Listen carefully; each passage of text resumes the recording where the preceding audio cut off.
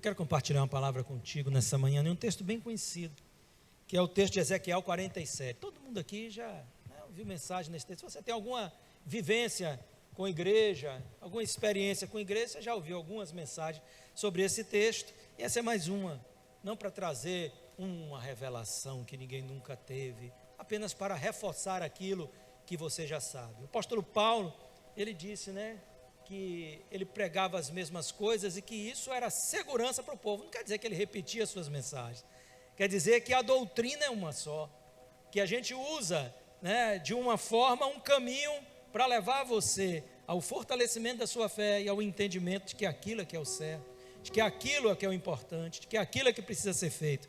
Então, mais uma vez nós estamos aqui diante da palavra de Deus. Quando você achar Ezequiel 47, que eu estou aqui dando tempo para você achar, tá?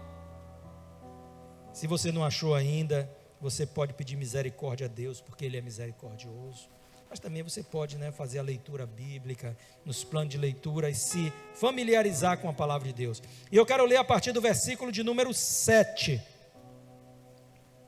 até o versículo de número 12, tá?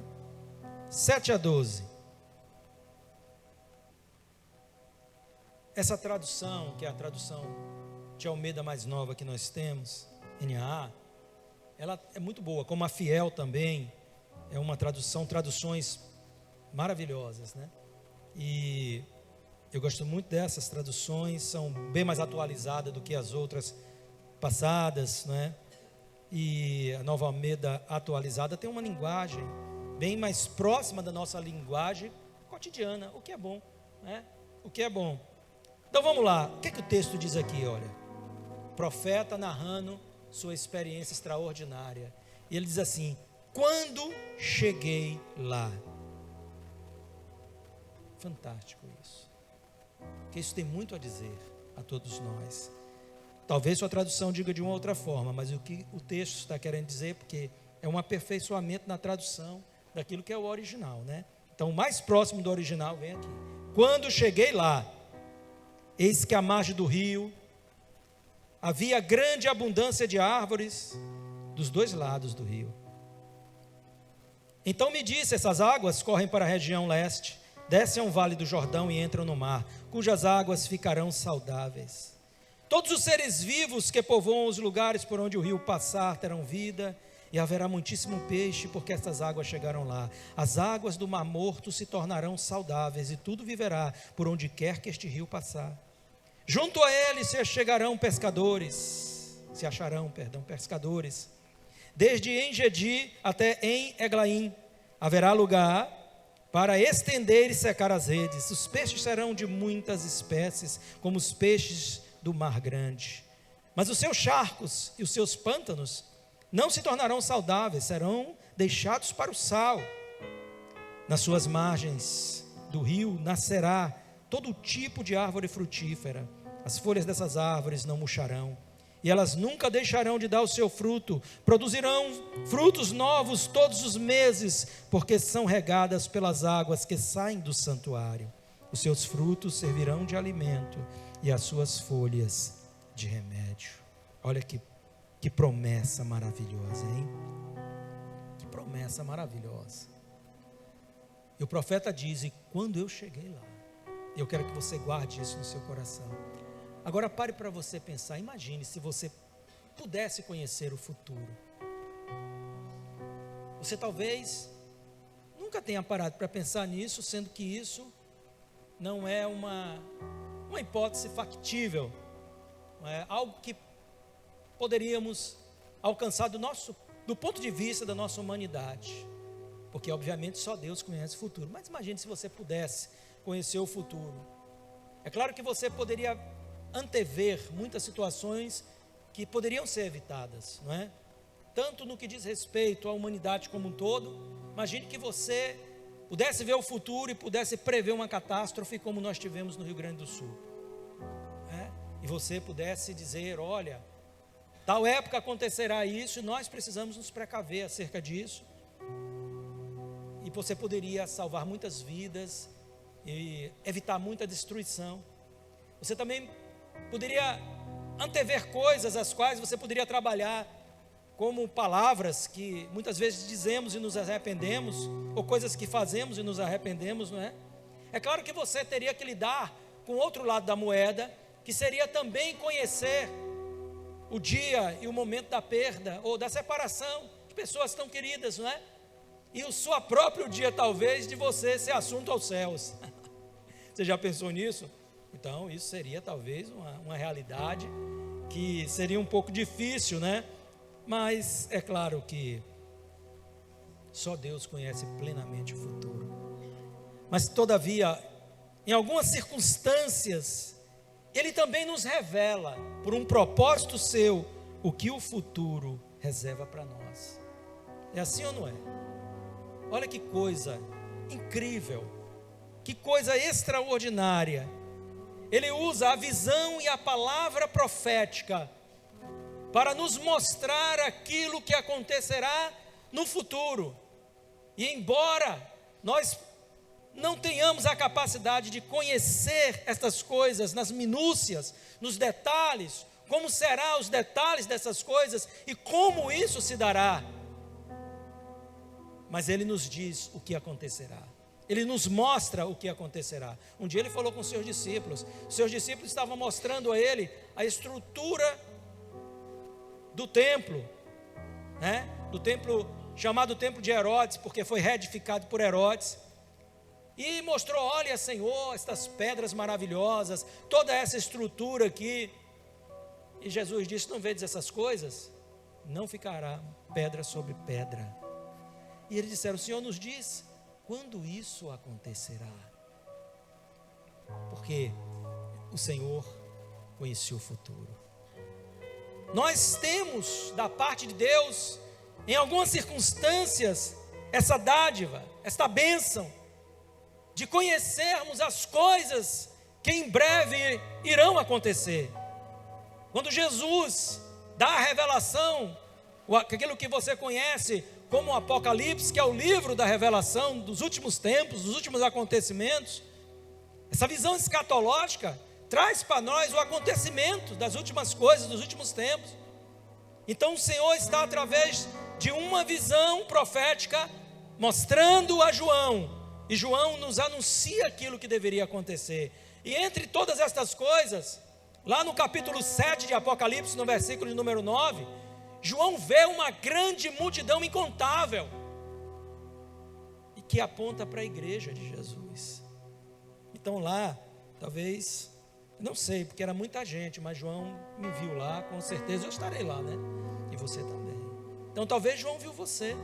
Quem sabe, Júnior, João viu você lá, não sabia que você era Júnior, né? Mas eu vi vi um cara lá que disse que é craque em fazer suco de maracujá, né? Olha lá, estava lá. Olha, pelo menos a filha ama o suco dele, né? Pare para você pensar, que coisa maravilhosa, que coisa extraordinária, né? Então ele viu o teu filho lá, ele viu o teu fruto, a tua descendência lá. Se Jesus não voltar antes, né? Mas os nossos filhos, então os teus netos, quem sabe aí, ele os viu lá, ele viu aquela grande multidão. Então ele vem e, amando o Senhor, ele escreve toda esta visão e deixa o registro desta visão profética para produzir certeza e motivação no nosso coração. Olha que grande bênção. Antes de começarmos a jornada, ou quando começamos a jornada cristã, a gente tem essa motivação. Então você que está se convertendo, eu quero dizer para você que Deus já mostrou você nessa grande multidão no céu, na glória eterna, junto com muita gente, de todas as nações, povos, raças, etnias. Todos nós estaremos juntos lá, rendendo louvores ao Cordeiro de Deus, amém? Juntamente com os anjos do Senhor. Isso nos motiva, porque se nós não soubéssemos qual o nosso destino, o que viria depois de toda esta carreira, às vezes de forma tão penosa, nós vivemos em um país que ainda temos uma liberdade religiosa, nós ainda temos uma liberdade, né, de culto, uma liberdade religiosa, mas quanto de nossos irmãos, se você abrir aí em um canal de YouTube e procurar alguns testemunhos de ministérios como o Portas Abertas, né? Você vai ver quanto sofrimento dos nossos irmãos que são martirizados e a família sofre por isso. Que coisa, hein? Não é fácil. É muita graça de Deus para suportar isso. Você em um país onde a religião predominante não tolera, odeia o cristianismo. A própria política é conivente, apoia e massacra o povo. Hein? Você já pensou? Se você tivesse nascido na Coreia do Norte, como que você ia falar de Jesus e viver a sua fé? Eu não sei como é que eles fazem isso, mas eu sei que lá existem pessoas hoje que estarão nessa grande multidão nesse dia. Eu não sei como. Países islâmicos, certos países não toleram, não é? A profissão da nossa fé. Como que seria se nós tivéssemos nascido lá? Então nós temos que aproveitar a oportunidade de estarmos num país como o nosso país e não nos calarmos diante disso. E Deus mostra essa multidão maravilhosa e todas essas bênçãos aqui. O profeta Ezequiel, do que fala isso? Isso fala do milênio de reinado de Cristo. Essas coisas se cumprirão no milênio. E nós estamos falando de um homem que viveu o cativeiro babilônico. No cativeiro babilônico, Deus deu a conhecer, quem sabe, não é? 400 e tantos anos, 500 e poucos anos antes de Cristo, mas 400 e poucos anos antes de Cristo, ele teve essa visão que já tem mais de 2.000, quase 2.500 anos, hein? E ele viu o final de algo tão extraordinário. Deus deu a ele para trazer motivação ao seu povo que estava no cativeiro e dizer para eles: olha, esse será o fim do meu povo Israel. O fim do meu povo não será nesse cativeiro. O fim do meu povo, isso aqui é o acrisolamento deles. Eu estou purificando essa nação, esse cerco, esse aperto, e agora esse cativeiro, tudo isso é um processo para chegar ao fim que eu tenho a levar vocês, mas o fim é esse. Então ele vê toda esta abundância que será produzida na terra de Israel, toda esta manifestação do amor e da graça de Deus, e registra todas essas coisas. E ele diz: e quando eu cheguei lá, que nos leva a entender o seguinte, que o que está reservado para nós está no fim de uma jornada e não no início dela. Está num futuro, um futuro que Deus te dá a conhecer antes de você ter realmente iniciado, às vezes até os primeiros passos dessa jornada. Porque no dia que você se converteu, alguém te disse com certeza, e quando a gente entrega a nossa vida a Jesus, o nosso nome é escrito no livro da vida, e que nós temos o céu como morada eterna. E quando Deus nos dá esta visão ao coração e esta palavra profética, Ele está querendo dizer para nós: tenha convicção e motivação para prosseguir, porque esta visão não vai se cumprir na vida daqueles que desistirem do caminho. Essa visão não é destinada àqueles que pararam no caminho, mas essa visão é destinada àqueles que chegaram até ali.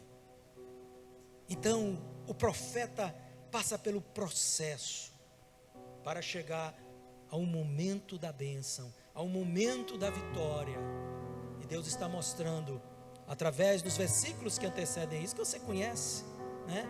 Quando o anjo, ele vê as águas que saem do trono de Deus, e o anjo o chama e diz: vem.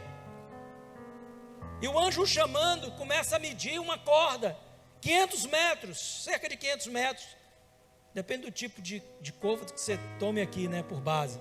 Se de meio metro, se de 46 centímetros, a gente vai mais 500 metros, e ele anda, e as águas vão se avolumando, e ele persevera naquilo. Talvez tenha sido muito desafiador para ele. Ninguém se perguntou: será que Ezequiel sabia nadar? Que os desafios de Deus às vezes são meio assim, né? a gente para e pensa assim: Deus, vem cá, é comigo mesmo esse negócio? Quem disse que eu tenho essa competência, essa capacidade? Mas Deus diz: olha, eu faço na vida do que não tem, eu faço acontecer as coisas, não é? Eu pego aquele que não é para fazer ser, para fazer ser. Então Deus toma o humilde e o exalta, Deus toma o pequeno e o eleva, Deus toma aquele que é improvável, e contra tudo isso, contra tudo que é improvável, todas as probabilidades são contrárias, mas Deus faz a coisa acontecer. Para quê? Ele diz isso lá em 1 Coríntios, né? Capítulo 1, o apóstolo Paulo, ele diz: para que a glória seja de Deus e não dos homens. É fácil fazer o grande resplandecer, é difícil você pegar alguém que não é nada, do mendigo, fazer um servo de Deus, um homem que faça diferença neste mundo, não é? É fácil você pegar uma estrela e dizer: isso aqui, ó. Difícil é você pegar alguém que, do ponto de vista social, humano, podia nunca ter essa relevância, que Deus diz: venha, você é alguém grande no reino dos céus, alguém poderoso na presença de Deus. Então Deus queria que o profeta entendesse isso, e dar esta visão ao povo, para que houvesse esperança no coração do povo, para que tivesse convicções no coração do povo, para que houvesse motivações no coração deste povo, para que o povo, por causa das aflições do tempo presente, não se esmurecesse, não perdesse a motivação, não desistisse. E eu aprendi uma coisa na minha vida: aquele que mais muitas vezes se esmurece não é nem aquele que está passando pelas provações, mas aquele que não tem provações. Esse povo acha que não precisa de Deus, está tudo muito fácil, está tudo muito bom, e parece que não precisa do Senhor. Eu não preciso de um Salvador. Você fala sobre cura, não tenho doença. Fala sobre finanças, eu não tenho problema financeiro, por que eu preciso de Deus? E não para contemplar a fragilidade da sua vida. Alguém dorme e não acorda no outro dia. É assim ou não é? Irmã mostrando para a gente lá: olha, um apresentador aqui, não sei se do canal que é esse apresentador, disse que abaixou para pegar, aqui da uma rede local nossa aqui, não sei se é o TV Bahia ou qual é, disse que abaixou esses dias, né, para pegar uma bebida no frigobar, teve um infarto fulminante, foi. E agora? O que tem? Para quem será? Olha só. Então, o rei disse: é melhor estar na casa de luto do que na casa do banquete, porque é ali, no ambiente do luto, que você atina o fim de todas as coisas. Todas as coisas. Aquilo é o inevitável. Quem pode evitar isso? Ninguém. É o inevitável. Mas o que importa, como disse o apóstolo Paulo, não é se vivemos ou se morremos, mas se somos do Senhor. Porque se somos do Senhor aqui, seremos do Senhor eternamente. Nós precisamos nos apegar a quem? A Deus. Nós temos da parte do Senhor toda essa motivação para que estejamos firmes. E o que é que a gente aprende com as decisões do profeta? E eu quero deixar esse aprendizado para você, para que você não pare jamais, porque é quando você chegar lá que você vai viver a plenitude da abundância de Deus na sua vida. É quando você chegar lá que todas as lágrimas vão ser, sabe, enxugadas, que toda a dor será tirada, e que tudo que você não entendeu, você vai entender. Tudo vai fazer sentido. Tudo vai fazer sentido quando nós estivermos na presença do Senhor. quando estivermos no meio desta multidão, de um prazer eterno, não haverá pranto, não haverá dor, não haverá angústia, os nossos olhos não se encherão mais de lágrimas, o nosso peito não será apertado pela ansiedade ou pela dor, não haverá mais decepções. Por quê? Porque estaremos em um lugar de plenitude eterna. Mas agora ao desafio que é determinado ao profeta e que diz respeito a todos nós, né? Então, o que a gente aprende com essa história? Desde o chamado dele, onde a palavra de Deus, e agora eu quero ler essa parte do texto, dos versículos 1 até o versículo 6, que diz, depois disso, Ezequiel 47, tá? Os versículos de 1 a 6. Depois disso, o homem me fez voltar à entrada do templo. E ali na entrada do templo, ele viu águas que saíam debaixo do limiar do templo e corria na direção leste. Porque a fachada do templo dava para o leste. A água vinha de debaixo do lado direito do templo, do lado sul do altar. Ele me fez sair pelo portão do norte, para dar uma volta por fora até o portão exterior, que dá para o leste. E eis que a água borbulhava do lado direito, era uma nascente. O homem saiu para o leste, tendo na mão um cordel de medir. Mediu 500 metros e me fez passar pela água que me dava pelos tornozelos. Mediu 500 metros mais e me fez passar pela água que me dava pelos joelhos. Mais 500 metros e me fez passar pela água que agora me dava pela cintura. Mediu ainda outros 500 metros e era já um rio que eu não podia atravessar, porque as águas tinham crescido, eram águas que não se podia atravessar a não ser nadando. Então ele me perguntou: você viu isso, filho do homem? Então o homem me levou de volta à margem do rio. Então ele disse: quando eu cheguei lá, tá? Mas ele teve todo esse processo. E o que isso tem a ver conosco? Olha só, como é importante a gente atentar, porque isso aqui não está aqui para que a gente entenda que Deus tem uma promessa para o seu povo apenas. Essas palavras estão aqui porque elas têm uma aplicação dentro de um âmbito espiritual para todos nós. Todas essas coisas que são constantes aqui na palavra de Deus têm um propósito maior do que apenas nos informar sobre um acontecimento histórico ou de uma visão. Não tem nada a ver conosco, né? Então Deus tem o que fazer. No poder da nossa decisão, nós chegaremos até lá. Você precisa decidir chegar lá. E quando eu cheguei, então você precisa tomar essa decisão. E o profeta toma essa decisão. A primeira coisa que o profeta decide, que todos nós precisamos decidir. Talvez você esteja aqui e precisa decidir dar um passo ao encontro de Jesus e entregar sua vida a Ele. É ouvir e ser influenciado pela voz espiritual, pela voz de Deus, pela palavra de Deus, irmão. Há tantas vozes neste mundo que querem nos fazer andar para aqui ou para ali. Não faltarão pessoas que queiram te ajudar a ter uma direção na vida.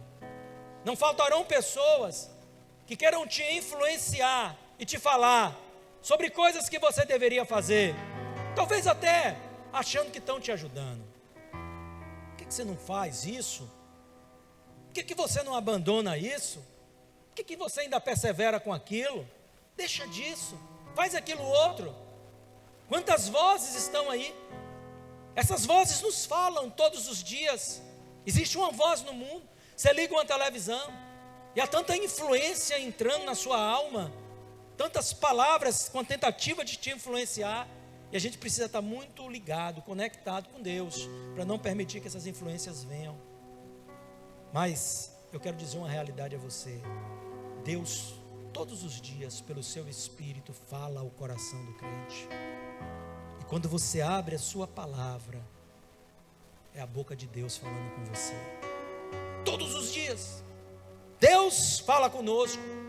O problema não é Deus falar conosco, o problema é nós darmos ouvidos à voz de Deus. O Senhor Deus disse ao seu povo: se quiserdes e me ouvirdes, comereis o melhor desta terra. Se você der ouvido, Jesus disse: quem tem ouvidos, ouça o que o Espírito diz às igrejas. Mas muitas vezes os nossos corações estão fechados. Nunca chegaremos ao ponto do cumprimento das promessas de Deus, se nós não dermos ouvidos ao que Deus tem a nos dizer. Se não formos influenciados pela palavra que vem de Deus para a nossa vida. Então Ezequiel toma uma decisão: eu me deixarei influenciar, eu seguirei a voz daquele que em nome do meu Senhor, que era um anjo, me anuncia essas coisas. E o anjo disse a ele: vem comigo. E ele disse: eu irei. Eu irei. Quantas vezes há um chamado de Deus: vem. E é claro, Deus vai usar a mim e a qualquer um de vocês. Vem. E nós estamos tão fechados à voz do Senhor.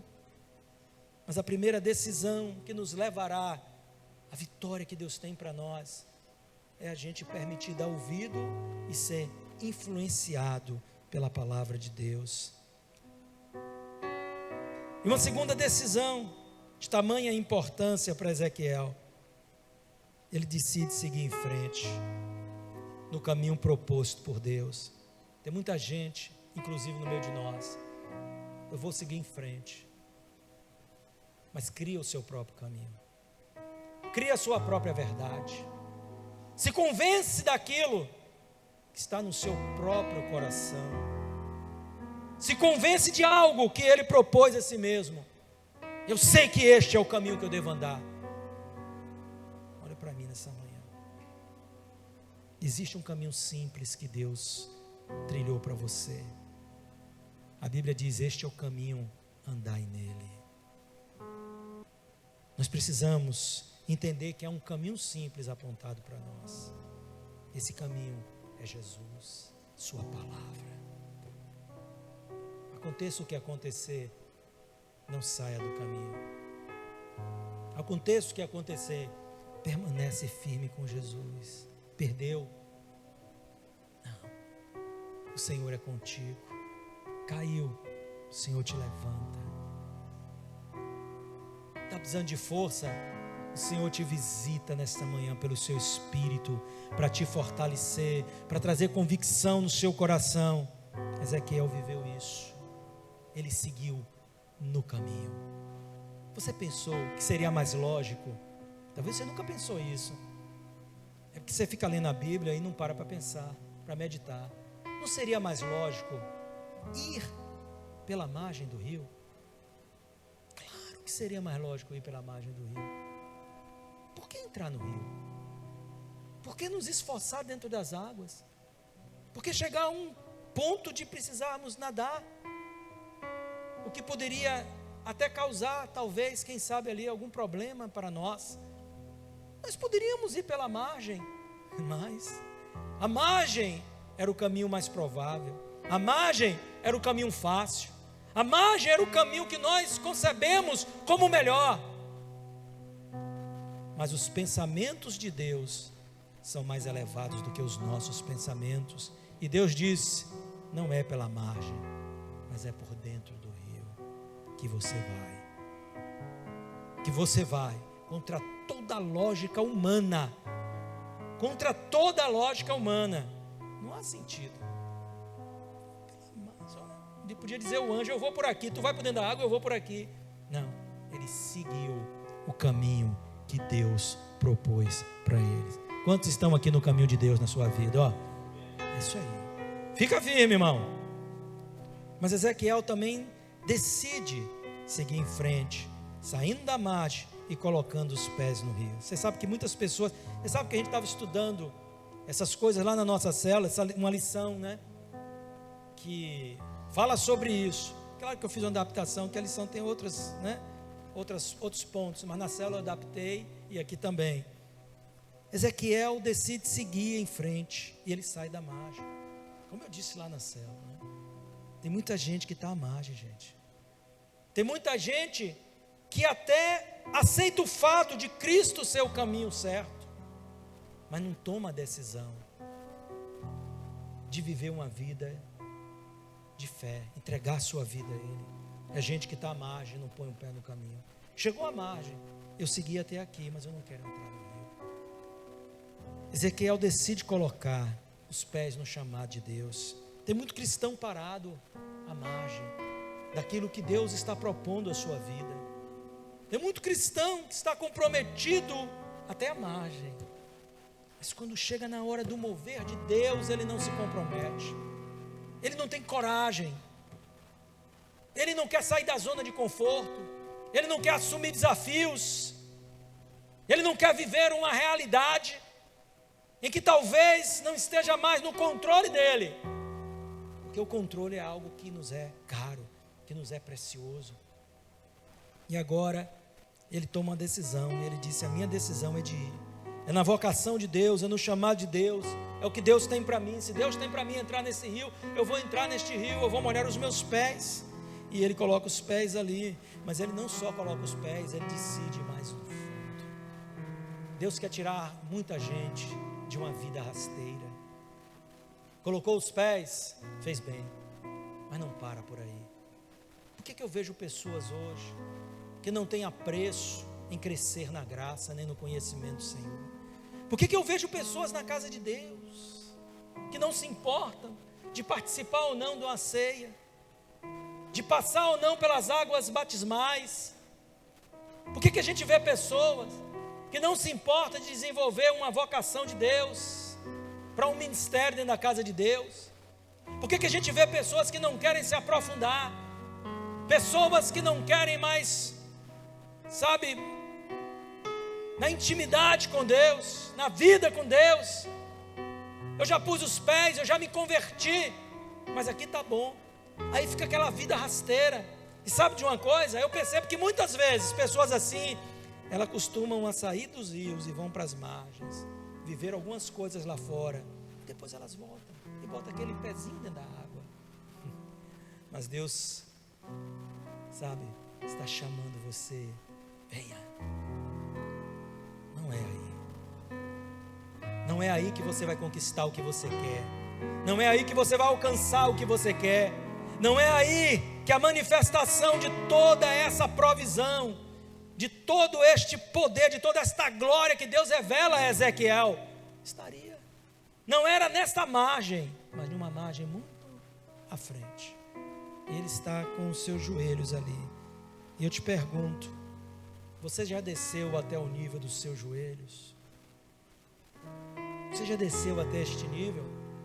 Porque joelho na Bíblia fala de quê, gente? De oração.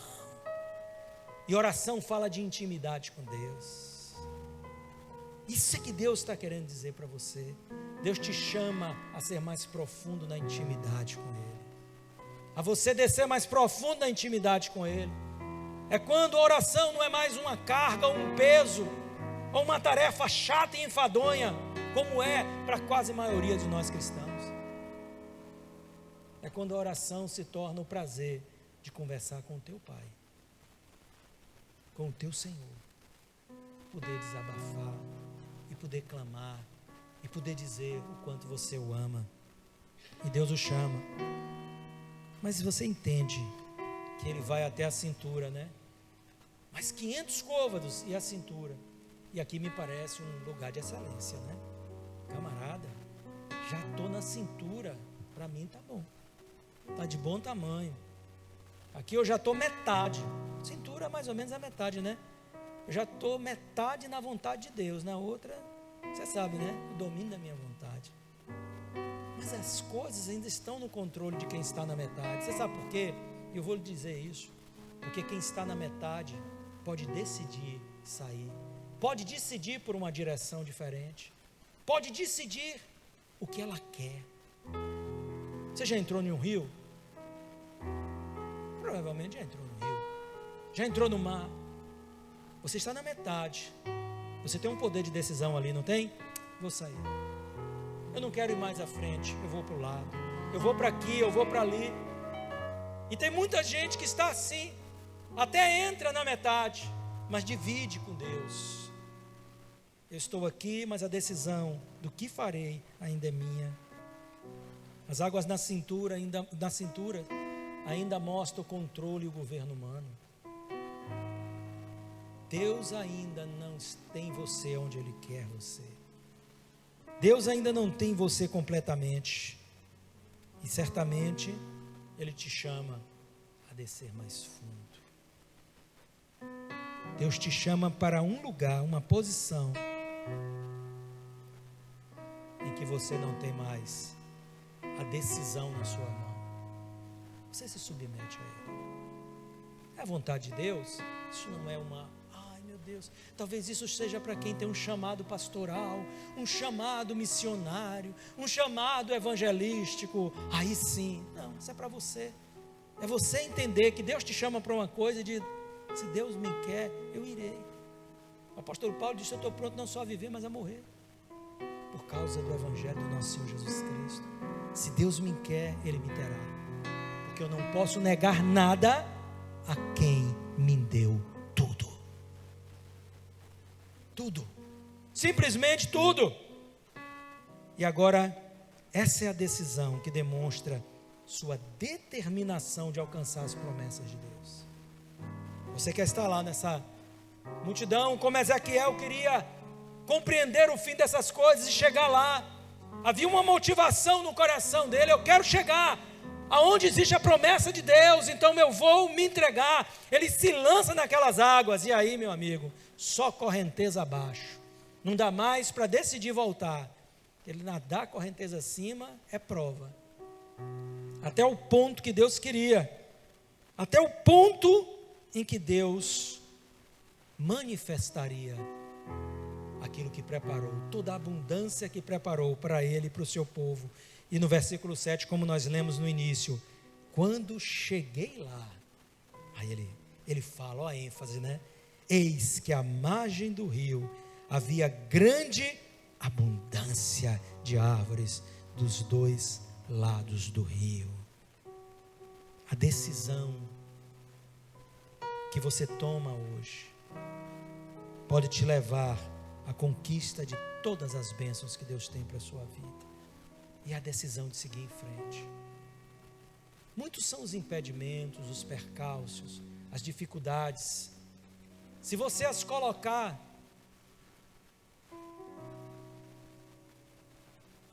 diante dos seus olhos e der uma relevância maior do que elas devem ter, você vai desistir. E eu vou dizer isso a você: muitos cristãos têm retrocedido, e muitos mais retrocederão ainda. Sabe por quê? Jesus Cristo, Ele fala disso na parábola da semente, do semeador, não é? Na parábola do semeador Ele fala sobre isso. E Ele fala que o problema não está na semente e que o problema não está no semeador, mas o problema está aqui. A terra que recebe a semente. Porque estas terras não estão preparadas para a semente de Deus. E Ele diz: existem terras que não são nem capazes de fazer a semente brotar. Existem terras que a semente brota e às vezes vem viçosa, e você diz: olha, esse irmão chegou chegando, não é verdade? Chegou aí e daqui a pouco vem provações, vem as demandas da vida. Muitas vezes, como disse lá Jesus, mas logo vem Satanás para arrebatar essa pequena semente do teu coração. E as provas tiram pessoas da presença de Deus, e as demandas da vida tiram pessoas da presença de Deus. E os apelos deste mundo estão tirando pessoas muito jovens da presença de Deus. Estão optando por agradar mais ao mundo do que a Deus. Mas se você quer viver a experiência de alcançar tudo o que Deus tem para você, você precisa seguir em frente. Siga em frente, naquilo que Deus tem para você, naquilo que Deus está chamando você a fazer. Eu sei que você está ancorado muitas vezes pelas circunstâncias e pelas situações que a vida promove, mas sabe, está em você a decisão de levantar a âncora. Não dê desculpas a Deus, dê satisfação a Ele. Tudo que você faz, levanta a âncora hoje e siga em frente. Não estagne a sua vida, não estagne o seu ministério, a sua vocação, não estagne a missão que o Senhor te deu, porque é tempo de você seguir em frente. O futuro está apresentado a você. Deus desnudou o futuro neste aspecto diante dos teus olhos. Deus te desnudou esta faceta do seu futuro. E Ele diz: agora depende de você alcançar isso ou não. Que Deus esteja abençoando a sua vida, não só você, mas toda a tua casa. Chegue à plenitude das bênçãos de Deus, que toda ela faça parte desta grande multidão incontável de povos, línguas, raças, nações. Amém? Que Deus abençoe a sua vida. Vamos nos colocar em pé por um instante, vamos lá.